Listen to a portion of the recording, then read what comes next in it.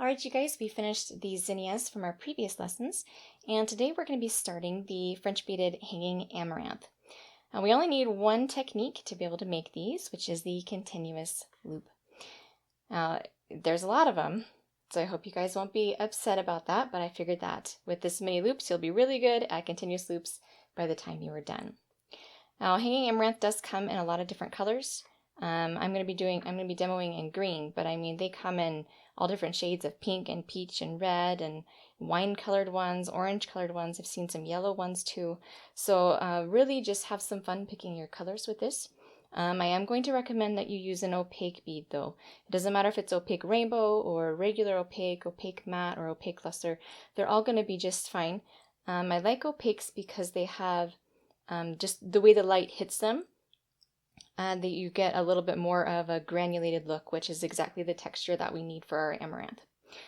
So I am actually going to use two different colors of green. They're really, really close together. I'm not sure if you're going to be able to see the difference on screen, but there's an opaque lime rainbow and then an opaque mint rainbow. And I've just kind of mixed them in somewhat equal parts in a bead spinner and then strung them onto 26 gauge wire. And I'm going to be able to work directly from the spool. Alright, we're going to start with Unit A. I've got my mixed green beads strung onto 26 gauge copper core wire, and I made sure to leave a nice long length of bare wire at the beginning so that I have enough room to make all of my loops, and because we need a longer than normal tail wire. So we're going to start with leaving at least 6 inches, but I'm going to go a little bit more just for a little bit safety. So I'm going to go about 7-inch tail wire. Alright, so nice long tail wire. And then we need to make one 7-bead loop right at that 7-inch mark. And we're going to twist the 2 wires below about 1/4 of an inch down. And I'm just going to eyeball it. I'm not going to measure it because it's not a huge deal. So if you can just estimate 1/4 of an inch, you'll be fine. And then directly after that, we're going to make 10 more 7-bead loops. I'm going to put that first one pretty close to the bottom of that twisted stem wire.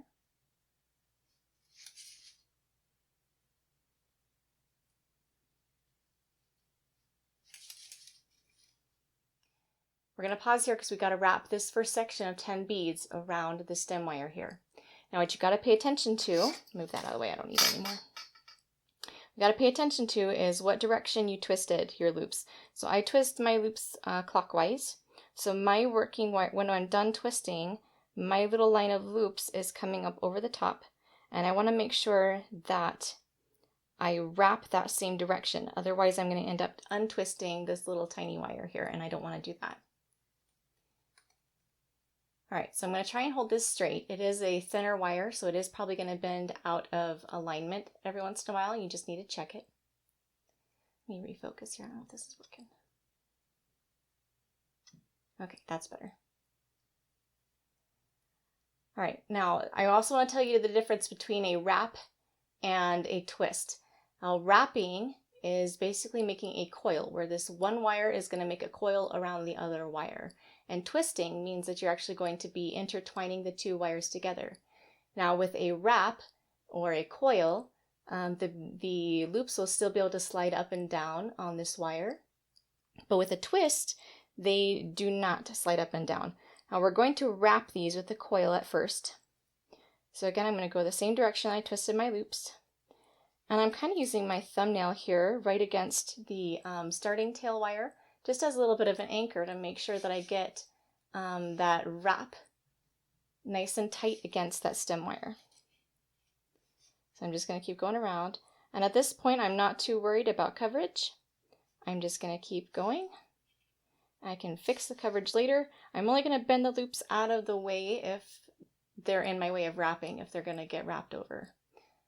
So I'm just going to go and wrap all 10 of these around the starting tail wire.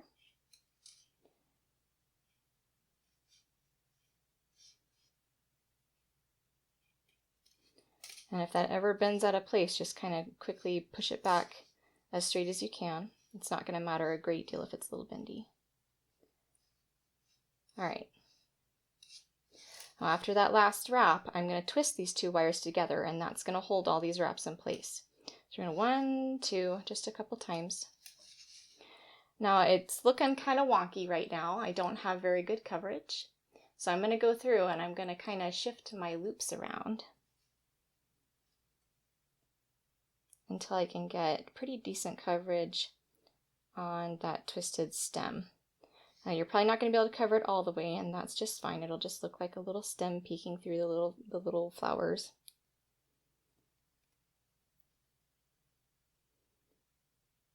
Okay, so that's pretty decent. All right, so there's after the first 10 loop wrap, and we're going to make another 10 loops exactly like that first one. Okay. So I've got another, let me double check, 2, 4, 6, 8, 10. I've got another 10 7 bead loops on my working wire, and now we've got to wrap these around the stem wire as well. And again, we want to go that same direction that we were going last time to make sure that we don't untwist or unwrap any of the previous section.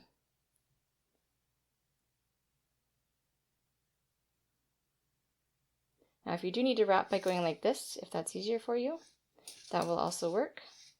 Just as long as you're making sure that that wrap gets nice and tight against that stem wire. All right, now again, I'm going to go through and make sure that my loops are all folded nicely down. I'm getting pretty decent coverage on my stem. All right, and there we have the second wrapped section of Unit A. Now the third one is a little bit different. We're going to be making 10 loops again, but we're going to alternate between sizes. We're going to do a 7 bead loop, and then a 9 bead loop. So I've got my 10 loops alternating between 7 and 9 beads, and then just like before, I'm going to wrap these around the stem wire as well.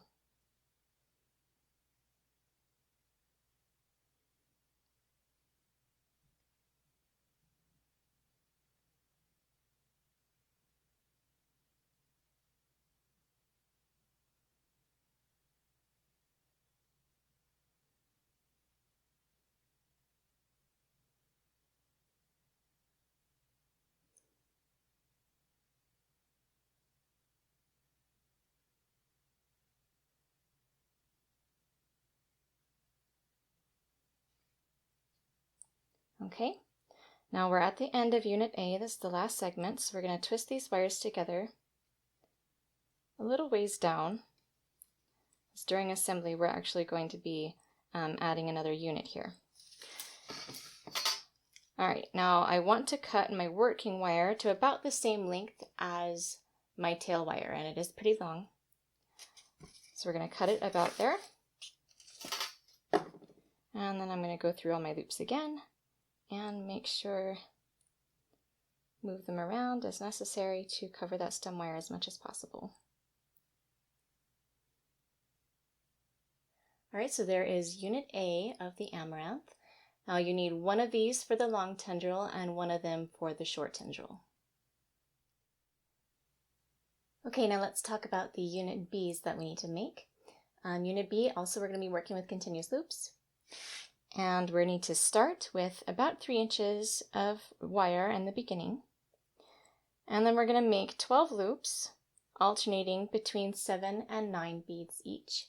So 7, 9, 7, 9, 7, 9.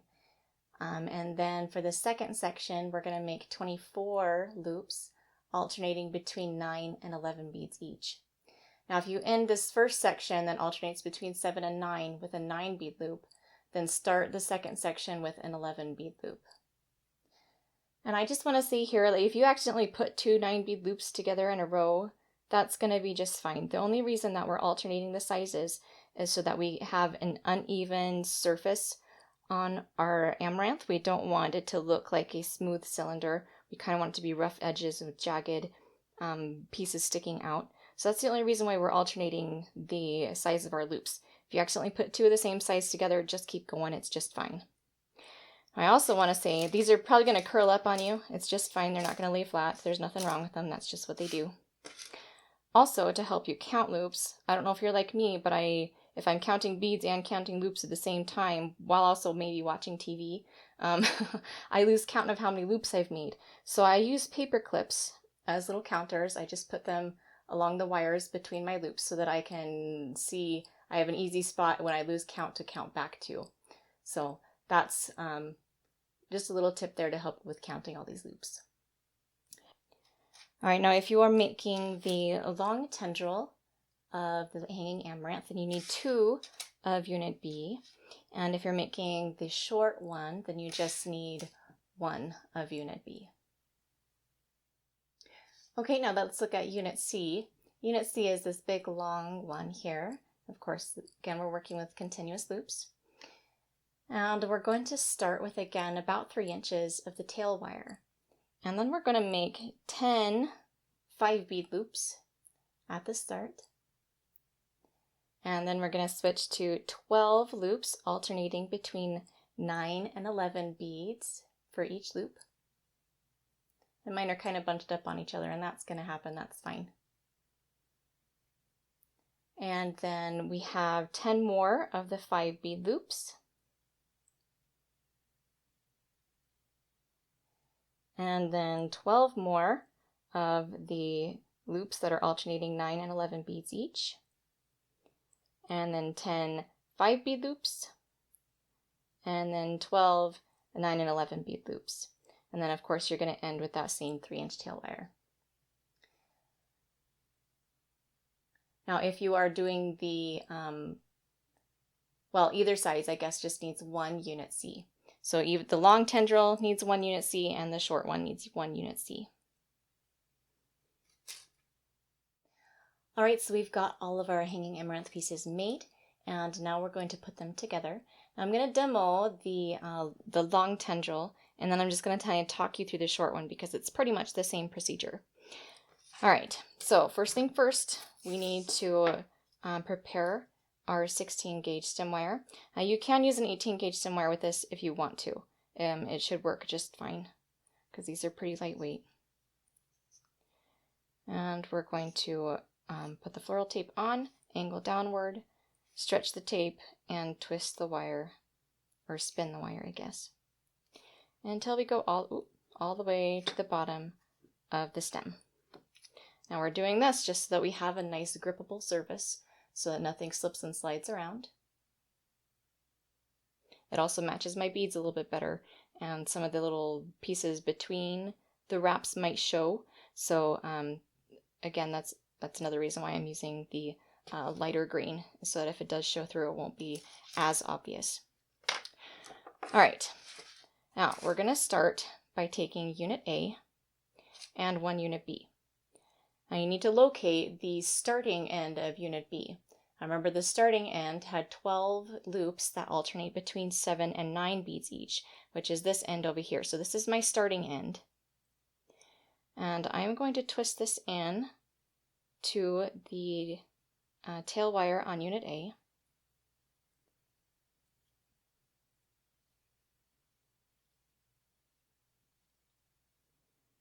Now for this, it doesn't matter if you have a little bit of lumpage there. It's going to be just fine because we're going to cover over it.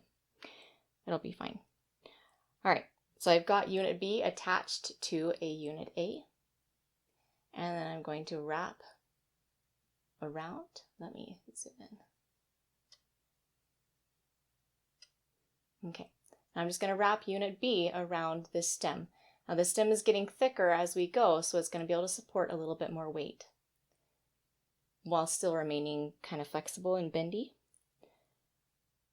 So again, and again, I'm not really worrying about how well covered it is right now. I just want to get these loops on, and I can worry about that later. All right, so after the last loop, I'm going to twist these together just a couple times for now because we're just going to add on another unit here in a minute. All right, so now I'm going to go through and I'm going to kind of shift these around just like usual, just like I did with the unit A while I was making it.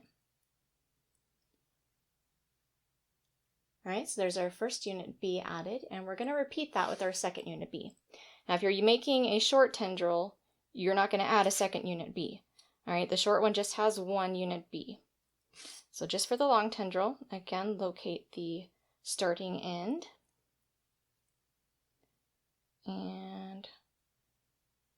to twist it in. And I am going to twist these wires together a ways. I kind of want a more solid core to wrap around, so I am going to twist about the length that I'm going to need to wrap. Alright, so again, wrapping the second unit B.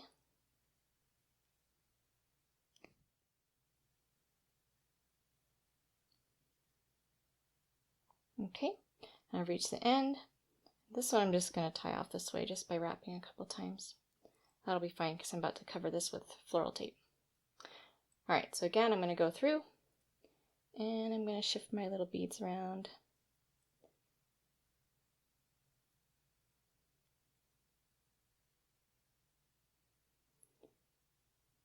Alright, so there's with the second unit B added in.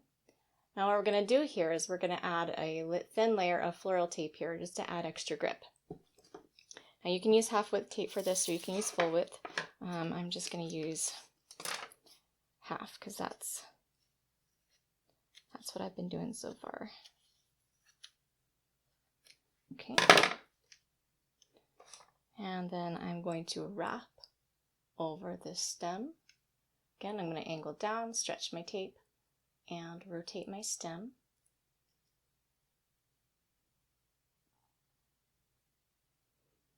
Okay. Alright, now we need to grab that prepared stem wire that we have, the 16 or 18 gauge stem wire.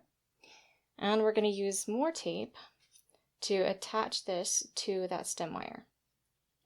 So we're going to put that down against the bottom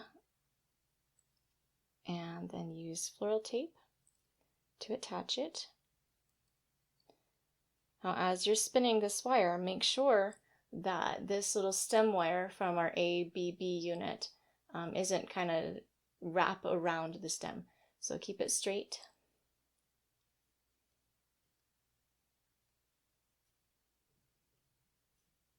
And I'm going to wrap all the way to the end as far as I can. Okay. Alright, so we're attached to our stem now. We have this flexible portion at the end. And then we're going to add unit C right here.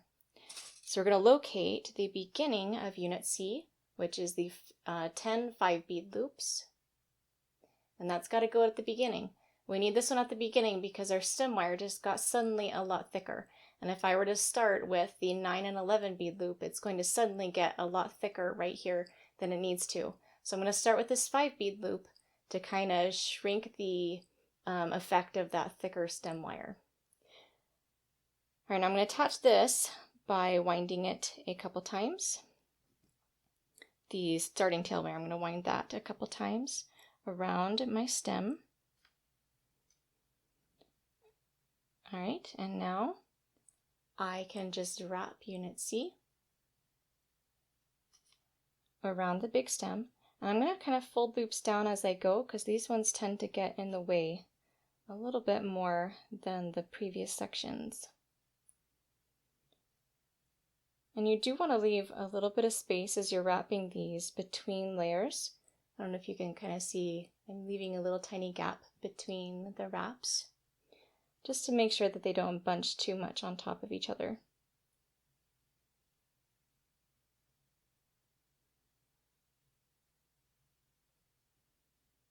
I'm going to fold these down because they're starting to lean. And keep wrapping, keep wrapping. Don't worry about any of the gaps right now. We'll go back and shift things around.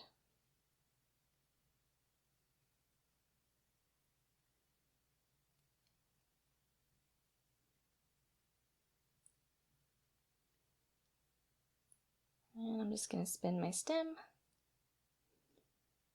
And I'm almost done.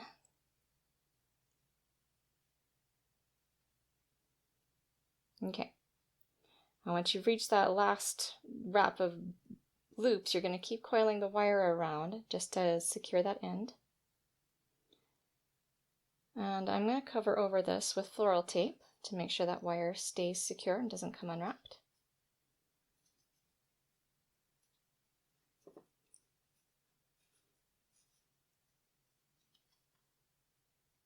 Alright, so you've got unit C added, and I'm going to go through and kind of shift my little loops around. Because there is, the stem wire is thicker, and so it's going to be a little bit harder to cover up here. And again, you might not get perfect coverage, so we're just going to do the best we can.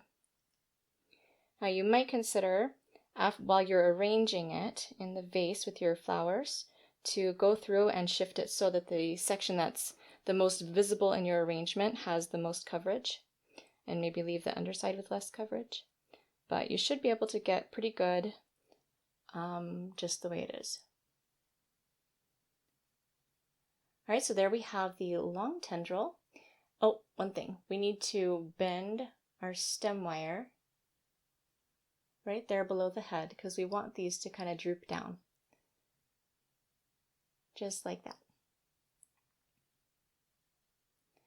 All right, now for the small tendril, the shorter one, I mentioned before that you're going to do the A and one B together to make the front section, and then attach it to the 16 or 18 gauge wire, and then add your 1 unit C and wrap that above. So the only difference is that we have one less or one fewer, I don't know, one less unit B than the long tendril.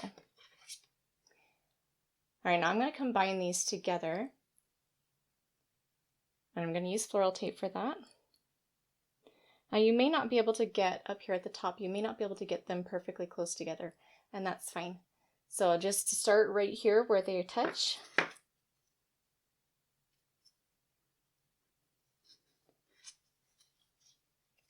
Whoop.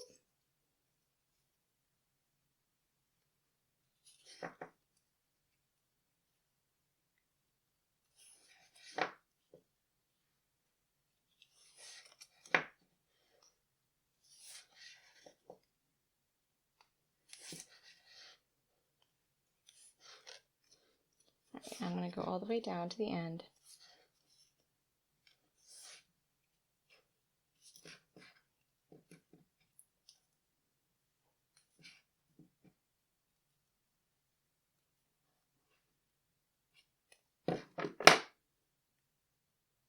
Okay, so there we have our stem of hanging amaranth.